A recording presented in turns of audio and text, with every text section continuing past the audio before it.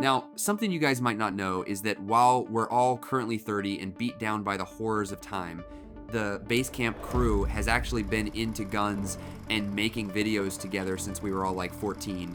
And as I was growing up, I was obsessed with learning about the service weapons of other countries. Growing up, it was fascinating to look abroad and marvel at the military light of other nations sporting the likes of the AK-47, the bad guy gun, the L85A1, the British gun. It's probably the most accurate weapon in the world. The Steyr AUG, the space gun, the G3, the G36, the FAMAS, the Galil, the Tavor, or the absolutely goated AK-5. Seriously, if you ever come across an AK-5, sell your car, sell your house, go into debt, take out a loan. It's worth it for the drip. It seemed like every country had their own unique platform that grew up to fill the needs of a modern fighting force, kind of in their own unique ways, and that was really cool. But now, fast forward to the 20s, it feels weird saying the 20s, doesn't it? And it seems like all of these really unique service weapons are all just on their way to get replaced with AR-15s. The AR-15 is about to turn 70, which is insane, and as we're currently seeing countries all across the world actively adopting the platform, it does seem to have the legs to make it to 100 years, which is crazy. And if you think about it, that's kind of bizarre, right? There are hardly any things in our modern world that are 70 years old and are still considered cutting edge. I mean, look at computers even just 20 years ago. We hear it all the time, but the phone in your pocket has more computational power than what they used for the moon landing, if you believe in that. Look at other weapons technology like drones, guided missiles, battleships, troop carriers. There's not a design that has stayed around for 70 years. Even something as simple as a bicycle has been optimized over time to be lighter, faster, and much more durable than it would have been 70 years ago. One of the things you're taught in life is that there are always three constants. Everybody dies, everybody pays taxes that get sent to Israel, and everything changes. So why then has small arms technology seemed to stagnate at a design that is 70 years old?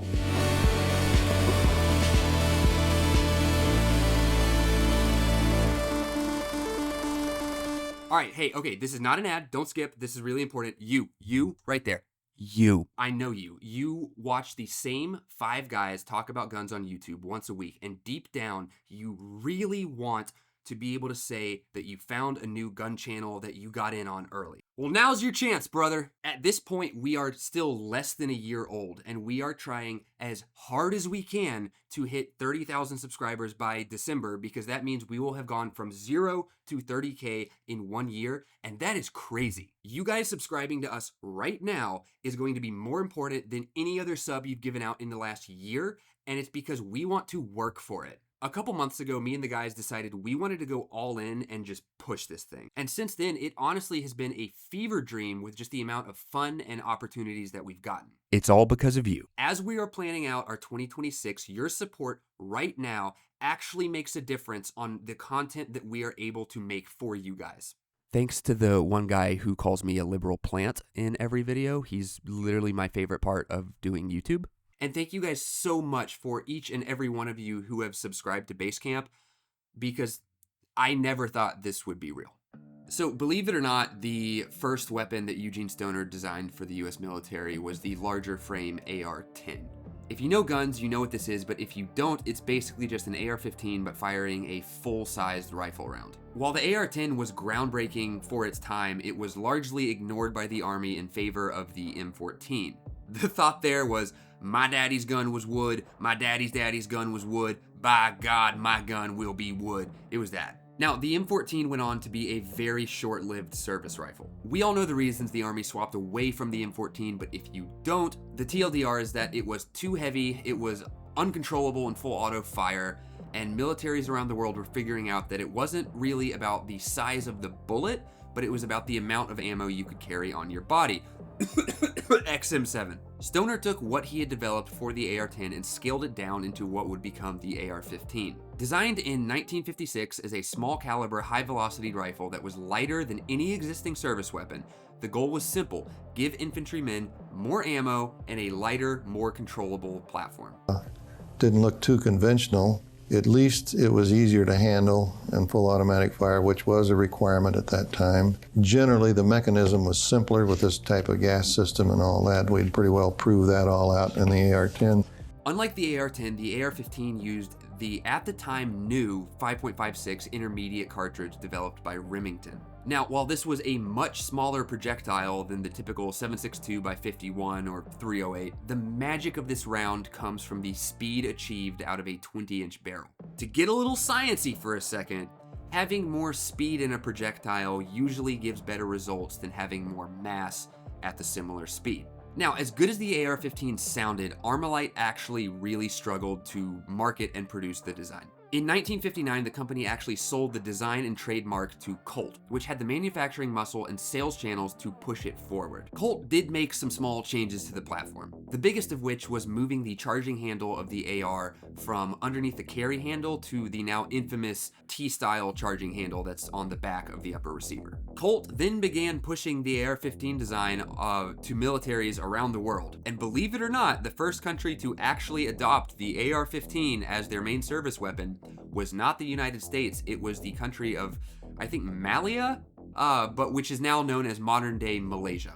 In 1963, the United States finally got their heads out of their asses about the whole "my rifle has to be made of wood" thing, and we officially adopted the AR-15. The final design change to that early AR-15 came as a requirement from the US Army to include a forward assist, which then solidified the silhouette of the platform that we still know to this day. Since 1963, the rifle has undergone quite a few changes, which we will cover, but the core of the rifle has remained the same. One of the biggest incremental changes to the AR-15 as a whole would come out of the 1980s ACR program, or Advanced Combat Rifle program. This would result in the United States government spending millions of dollars with tons of companies who are all just doing crack cocaine, coming up with the most batshit crazy designs you have ever seen.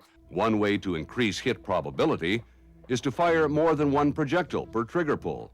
And then they would realize that maybe it's just a better option if we put optics on the AR-15. This ultimately resulted in the M4 carbine. The M4 carbine would feature a 14.5-inch barrel with a quad rail, which now allowed easy and secure mounting of accessories to the AR-15. Now, I'm skipping over a ton of stuff here just for the sake of brevity, but the next major update we would see come to the AR-15 would be the Block 2 program. Operations in Iraq and Afghanistan exposed the limits of early M4 kits: insufficient rail space, heat accuracy, and wear problems with thin barrels, and a need for better optics. Block 2 solved many of these shortfalls with stronger barrels, more rail space, and standardized accessory packages.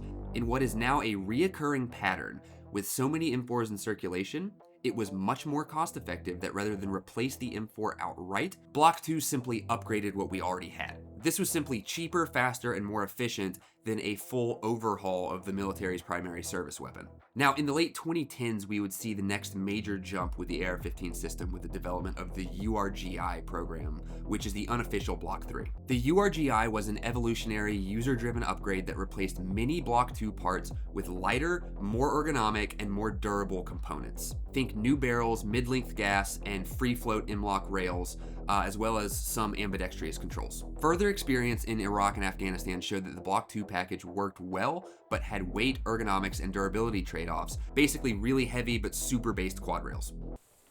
Just like that one. Users wanted a lighter, stiffer, more accurate, and more reliable upper, ideally while keeping the familiar M4 lower commonality. The URGI addressed all these points. They don't glamorize this part.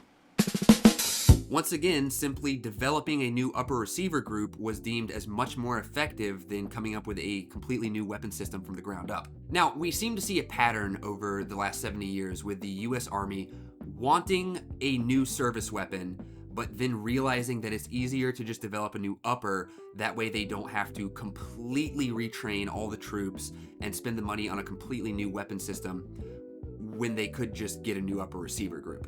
And I do think that is probably one of the reasons that the AR-15 is here to stay.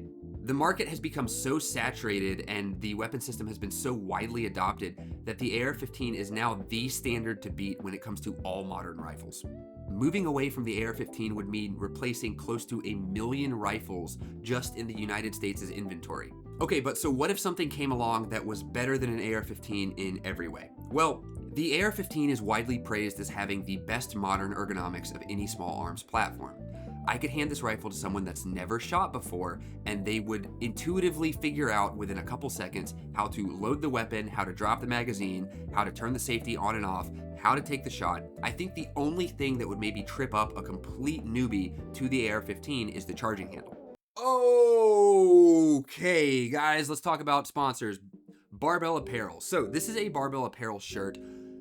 I've been wearing their stuff for the past, 4 or 5 years, and they had no clue who I was until about a month ago. I am such a fan of these shirts from Barbell because unlike a lot of other shirts, these are really, really high quality. Now, what does that mean for you? I conceal carry every single day. Because of that, my handgun rips the bottom of my shirts to shreds. I noticed after about 3 years, the only shirts that were not torn to pieces because of my handgun were my Barbell shirts. Also, I'm just gonna say it, the Barbell shirts make you look jacked. So if you wanna conceal carry, not rip up your shirts, and look jacked, that's a no-brainer. Go support Barbell. Guys, seriously, we are such a small channel at this point still, and the fact that Barbell is helping us out, the best way for you guys to support us is to support them. We are so thankful to them, and we're gonna get back to the video. So how do we take something like the AR-15 and build something from the ground up that's better? Well, let's define better. We could go higher velocity, heavier bullet, a lighter weapon, more ammo, better reliability, and ease of use. These are all categories that are very important to solve for. And while the AR-15 is very, very good at most of these, it's not necessarily a master of one specific category.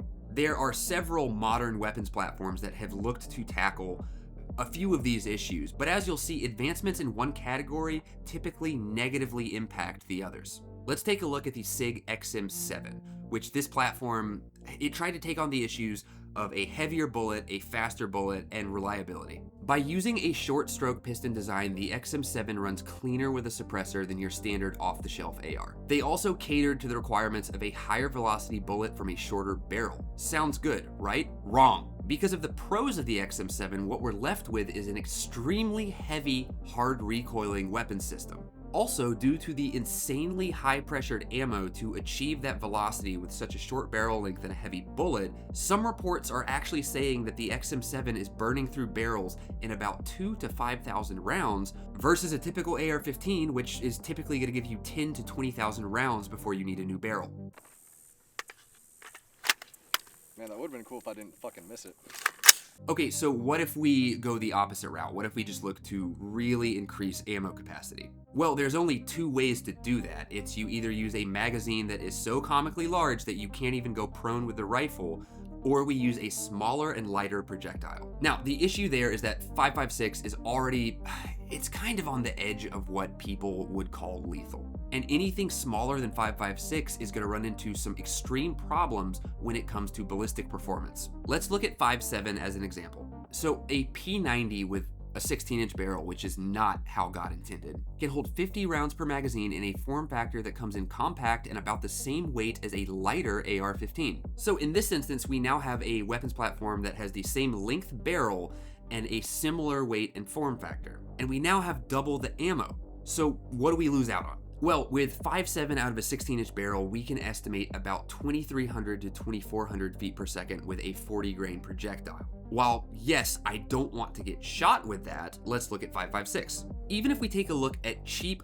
bargain bin 5.56, so let's say like the trash 55 grain stuff, we are pushing anywhere from 2,800 to 3,000 feet per second out of a 16-inch barrel. That is way more effective. So in this case, we've added maybe double the ammo, but we've lost out a lot on ballistics. What about the sworn enemy of the AR-15 in AK and 5.56? So honestly, 5.56 AKs I think are super cool because you have a heavier frame weapon, but since you're still using 5.56, the 5.56 AKs tend to just delete recoil. Now, as cool as AKs are, they tend to fall short when it comes to standardization as well as ease of customization. Sorry to the gorillas in the mist, guys. While, yeah, you can absolutely build some super tactical AKs, the price point at which you are going to accomplish this is much higher, and you could have just bought a relatively bargain-oriented AR-15 where you get all of that modularity just right off the bat. Now, we cannot talk about firearms that have tried to dethrone the AR-15 without talking about the red-haired stepchild of the gun world. Me. No, I'm kidding, it's not me, it's bullpups. Now, I do actually have a confession I need to come clean about. I do really, really like bullpups. I ran a Tavor X95 for quite some time, and I personally found that the ergonomics of that rifle were really good. Bullpups do a lot of things right. We can keep a long barrel, sometimes longer, while making the gun smaller. This typically results in a firearm the size of a CQB-oriented AR-15 while keeping the terminal performance of an 18 to 20-inch gun. So do we actually get to have our cake and eat it too? Well, no, not really. As much as I loved my Tavor, bullpups are plagued by their own set of specific issues. Typically lackluster triggers and extremely limited modularity and aftermarket support. While there are ways around this, they all involve money, and then at the end of the day, you could have just bought a BCM and a couple thousand rounds of ammo to train with. Also, telling you guys from experience, good freaking luck handing your modified bullpup setup to a friend who's never shot a bullpup before, having to explain to them the full manual of arms, and then you find out that they're a left-handed shooter, and so then you just kind of take the gun away. One of the things that is just really remarkably clear is that here in the US, we are all used to the AR-15. Even the weapon system the Army is currently trying to replace the AR-15 with mimics the controls of the AR-15. Because at the end of the day, the AR-15 is the gold standard for American excellence. It is extremely difficult for us to move away from a weapons platform that we have been training on for 70 years. So why then are there countries all around the world that have years of experience with platforms that are not the AR-15 changing to adopt the AR-15? So the French military primarily has used the FAMAS. They are replacing it with the HK416. The FAMAS was aging and difficult to maintain, as well as they wanted NATO inoperability, and the optics compatibility with the FAMAS was not great. Why the 416? Well, the HK416 is modular, reliable, and it's compatible with NATO standard STANAG magazines and optics. Germany has gone from the G36 to the, believe it or not, HK416. The reasons for their swap is they were running into accuracy degradation in high temperatures, and they needed a more modular, adaptable rifle with better accessory support. They chose the HK416 because it is piston operated, it is AR style, it's modular, it is optics ready, it's STANAG magazine compatible, and easier logistics with NATO allies. All right, how about the UK? The UK was using the L85A1, and now we are seeing a lot of their special forces groups adopting variants of the M4A1. Now, the reasons for their swap is they were relatively unsatisfied with the ergonomics of the L85, and they had limited modularity, and the ease of use was less than desirable.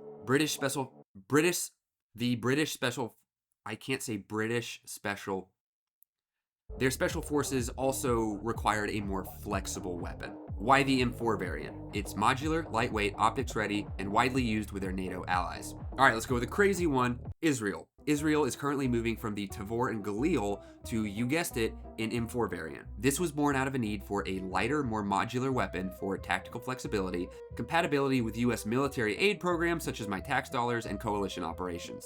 Now, why the M4A1? Well, the M4A1 platform is modular, optics ready, and widely used by US and allied forces. So the common driving factors for these changes are we see an increased need for modularity across weapon systems. We want to be able to use optics are cool, and we want to be using a similar platform as our allies so that we can all share stuff. The AR-15 being optics ready, battle proven, modular to the point where it's almost a bad thing. I see some of your builds, please, for the love of God, stop. STANAG mag compatibility and being proven in combat, the AR-15 seems to be the natural choice to accomplish all of these needs. Now, you'll notice that two of these countries we were talking about, they actually switched to the HK416, which is a short stroke piston variant of the AR-15.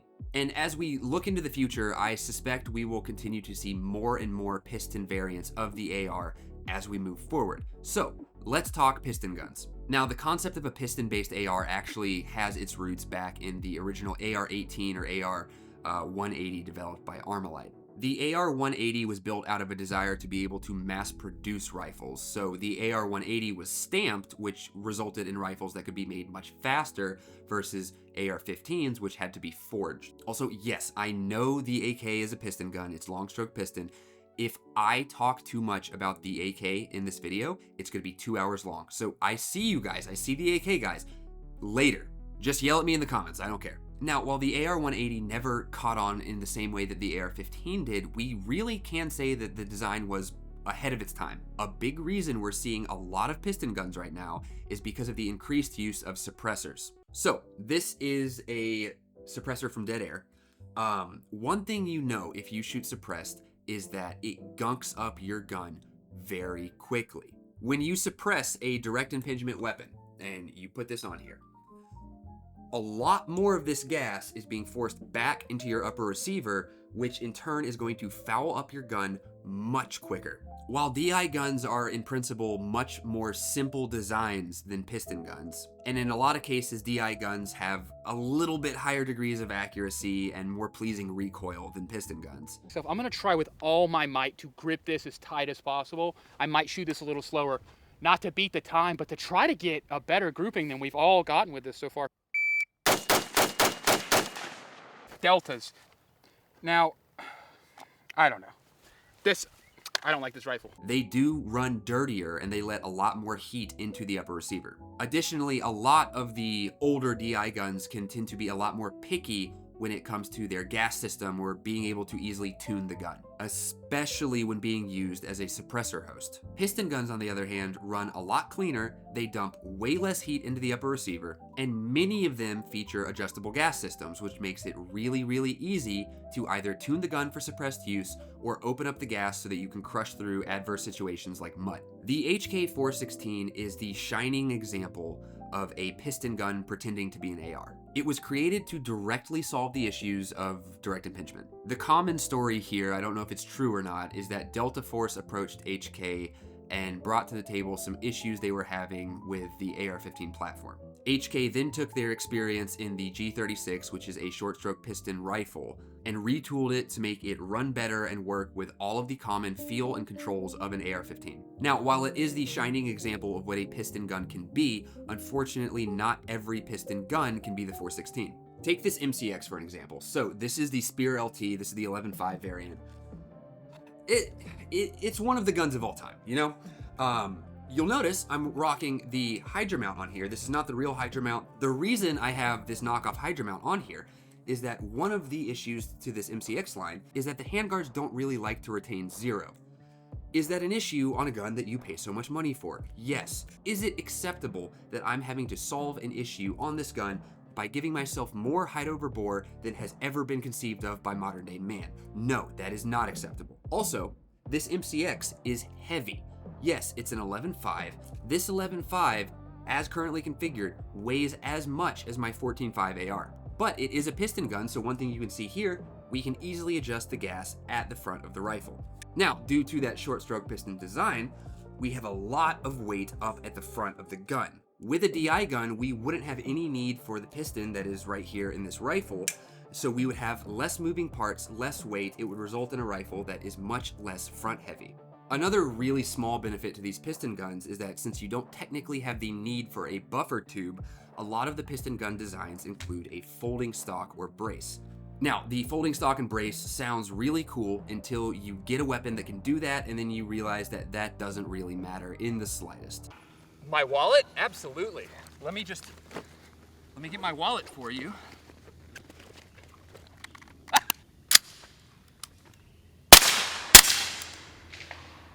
While yes, there are issues with the MCX system, these seem to stem from the design preferences of Sig Sauer and not just the quirks you would get with a short stroke piston system. Another thing I'll throw in, so the recoil impulse on these piston guns is much, much different. With a piston gun, I've noticed the recoil tends to be a little bit more side to side and a little bit more violent than a DI gun. With a direct impingement weapon like this AR-15, the recoil of the gun really just feels like a gentle push backwards. So a lot of times when you hear people say that the direct impingement weapons are more accurate, a lot of that has to do with being able to control the recoil impulse of the system. I do admittedly really like having a piston gun in my rotation, but will piston guns completely replace DI guns? No, they won't. Well, yeah, piston guns do a good job at keeping heat out of the receiver. You don't get to have your cake and chamber it. Piston guns tend to be noticeably heavier than their DI counterparts, and this weight is near the front of the weapon, which if you've ever shot a rifle for longer than 15 minutes at a range where you can actually move, The front of the rifle is the part of the rifle where you actually feel the weight. All that to say, even when you're talking about a really good piston gun like the 416, they don't kill the DI guns. It seems like there will always be a place for direct impingement, with piston guns filling a specific role. And again, just like we saw with the Block 2 and URGI program, and again, going back to the Block 2 and the URGI program, a lot of these piston designs we're seeing these days, they can work on normal AR-15 lowers with a tiny bit of modification. So if we have been pushing and pushing the design of the AR-15 over the past 70 years to just absolutely maximize the modularity and reliability, what's left to change? And to me, the last kind of great frontier in modern small arms technology, it seems to be making better ammo. If you look at the trends, we're seeing a lot of militaries, ours included, who are desiring a round that can hit harder and go further. Now, I don't want to talk about the XM7 again, but we have to here. You all know the pitfalls and failures of that system, but if you don't, basically the Army wanted to contract out a gun that could have a shorter barrel length, but hit harder and go further. And SIG did that while keeping all of the traditional AR-15 controls for the most part, but they just had, let's call it, bad vibes. There's tons of videos out there on the XM7, I don't need to get into it, go watch Brass Facts. But looking across the industry, we've been seeing developments like either the older 300 Blackout, the newer 338 ARC, 6.5 Grindle, 6mm ARC, that the goal of these cartridges is to either increase or change the capability of the AR-15 platform. We're also starting to see the proliferation of much higher pressure 5.56. Take for instance it's really cool, the hybrid case shell shock ammunition made by Badlands Munitions. That round will push a 75 grain projectile at close to 3,000 feet per second, and that's insane. And if I was a betting man, I would say that the future of small arms development lies not in new weapons, but in better ammo. So to answer my question from the beginning of this video, why has small arms technology seemed to come to a dead stop with a 70-year-old design? Well, it really hasn't. While the basic platform has remained the same, we have been slowly pushing the AR-15 over the last 70 years to the bleeding edge of modularity and reliability that the AR-15 is not just a modern service weapon, it is the modern service weapon. And to be quite honest, Stoner's original design has now advanced to a point where I am struggling to sit here and think of things that it's not good at. All right, so that is gonna be all for this one, guys. As always, thank you so much. If you have any opinions on this stuff, please comment down below. I genuinely do love reading your comments, even if they're like mean and you guys are being dicks. It's just fun for me, so please, whatever your opinions are on this video, get down there, comment. I would love to start an argument with you, so please just go for it. As always, this has been Basecamp. I guess I'm gonna configure my camera. Didn't know how I was gonna go about doing it, but I think it worked out okay. Another thing I really liked was the CGI gun shells when it shows night firing the, I think it's an M4. I was just gonna walk along the edge right here just so you could see some of the fields that connect to field 5.